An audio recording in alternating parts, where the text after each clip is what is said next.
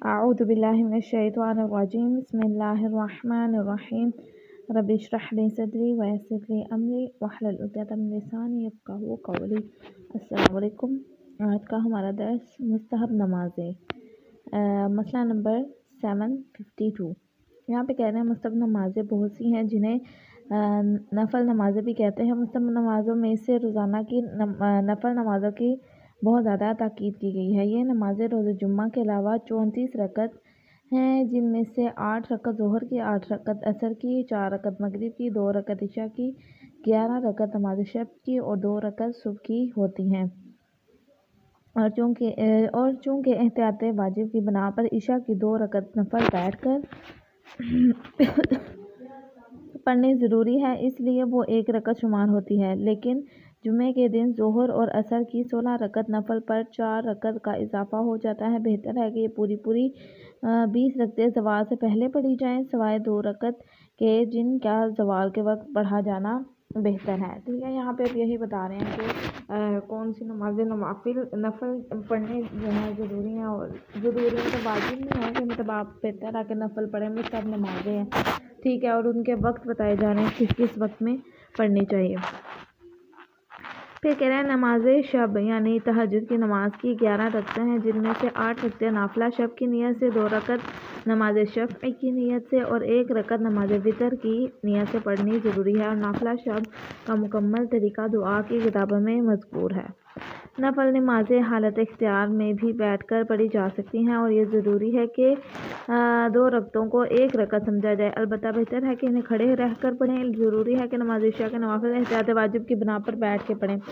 عشاء کے نوافل صرف بیٹھ کے پڑھنا واجب ہے، ٹھیک ہے، احتیاط واجب ہے، لیکن باقی نوافل اگر آپ بیٹھ کے پڑھنا چاہتے ہو تو بیٹھ کے پڑھ سکتے ہیں، لیکن پھر 2 رکعتوں کو 1 ہی شمار کرنا ہوگا۔ ٹھیک ہے، نفل ظہر اور عصر کے نوافل سفر میں نہیں پڑھنی چاہیے، اور اگر عشاء کے نوافل رجاء کی نیت سے پڑھے جائیں تو کوئی حرج نہیں ہے۔ ٹھیک ہے، پھر کہہ رہے ہیں روزانہ کے نوافل کا وقت۔ ظہر کی نفل ظہر سے پہلے پڑھی جاتی ہے، اس کا وقت اول ظہر سے ہے اور اس وقت تک باقی رہتا ہے جب تک اسے نماز ظہر سے پہلے ادا کرنا ممکن ہو، لیکن اگر کوئی شخص ظہر کے نوافل اس وقت تک مؤخر کر دے کہ شاخص کے سائے میں وہ مقدار جو ظہر کے بعد پیدا ہو 7 میں سے 2 حصوں کے برابر ہو جائے، مثلاً شاخص کی لمبائی 7 بالشت اور سایہ کی مقدار 2 بالشت ہو، تو اس صورت میں بہتر یہ ہے کہ انسان ظہر کے نماز نفل سے پہلے پڑھے، سوائے اس کے کہ اس وقت تک نفل 1 رکعت مکمل ہو چکا ہو، کہ اس صورت میں نفل کو پہلے مکمل کرنا بہتر ہے۔ اب یہاں پہ بھی یہ بات کر رہے ہیں کہ ظہر کے جو نوافل ہیں نا وہ اس وقت پڑھے جائیں،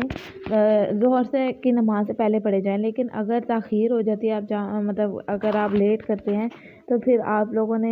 یہ پہلے زمانے میں کیونکہ گھڑیاں وغیرہ نہیں ہوتی تھی تو اس لیے درختوں کے سایوں کو دیکھ کر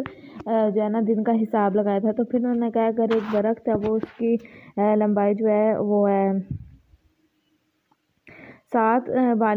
بالشت کہتے ہیں، گٹھ ہم جو کہتے ہیں نا ایک ہاتھ کی گٹھ ناپنا، اسے اتنا ہے، تو اس کی جو سے پھر سائے کی مقدار ہے وہ 2 رہ جائے۔ ٹھیک ہے، اس کے بعد کہہ رہے ہیں عصر کی نفل عصر کی نماز سے پہلے پڑھے جاتے ہیں، اس کا وقت جب تک باقی رہتا ہے جب تک اسے نماز عصر سے پہلے ادا کرنا ممکن ہو، لیکن اگر کوئی شخص عصر کی نفل اس وقت تک مؤخر کر دے کہ شاخص کے سائے کی وہ مقدار جو ظہر کے بعد پیدا ہو 7 میں سے 4 حصوں تک پہنچ جائے، تو اس صورت میں بہتر ہے کہ انسان عصر کی نماز نافلہ سے پہلے پڑھ لے، سوائے اس صورت میں کہ جس کا ذکر پچھلے مسئلے میں ہوا ہے۔ یہ بھی وہی